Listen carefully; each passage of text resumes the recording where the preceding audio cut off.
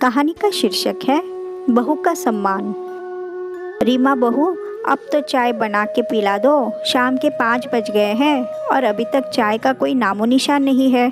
अभी ला रही हूँ मम्मी जी। थोड़ी देर बाद रीमा चाय लेकर अपनी सास के कमरे में आ गई। उसके आते ही सासू माँ बोल पड़ी, बहू के बात है, आजकल मैं देख रही हूँ कि तेरा काम में जी नहीं लगता, बहुत ढीली हो गई। कोई बात है तो बता दे मन्ने। नहीं मम्मी जी, ऐसी कोई बात नहीं है, मैं तो सारे काम समय पर ही कर देती हूँ। न बहू, मैं देख रही हूँ तड़के भी तूने नाश्ता बनाने में कितनी देर कर दी। तब तक मैं नहा धोकर तैयार हुई, तब तक रसोई में कोई हलचल नहीं थी। मन्ने तो लागे है कि तेरा मन अब तो काम में जी नहीं लगता। तेरे मायके में सब ठीक तो है? मन्ने देखा है, जब भी तेरे मायके में कोई परेशानी हो तो तू भी बदल जावे है, फिर तेरे रंग ढंग ससुराल के नहीं होते। ये आप क्या कह रही हो मम्मी जी? मेरे घर के तो सब ठीक है, लेकिन आप अपनी आदतों को कब बदलोगे?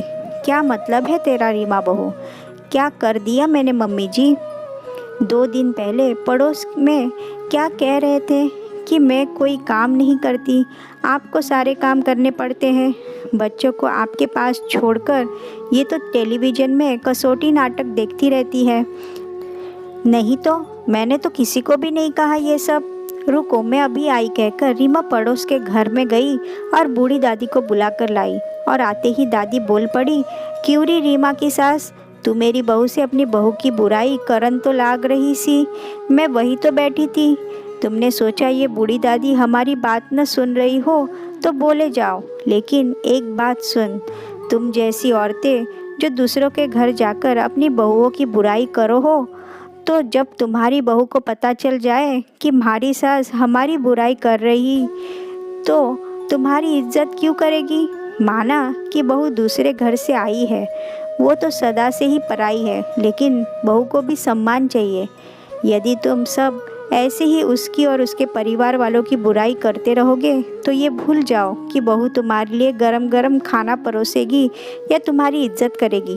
ताली हमेशा दोनों हाथों से बजती है, तो देख लो तुम अपने लिए कैसा व्यवहार चाहती हो, यह तुम पर निर्भर करता है। बूढ़ी दादी बोले जा रही थी तो रीमा की सास गर्दन झुकाकर सुन रही थी। उन्हें भी अपनी गलती का एहसास हो गया था। दोस्तों, आपको हर घर में होने वाले ये छोटी सी बात कैसे लगी? यही छोटी छोटी बातें आगे चलकर एक बड़ा पहाड़ बन जाती है।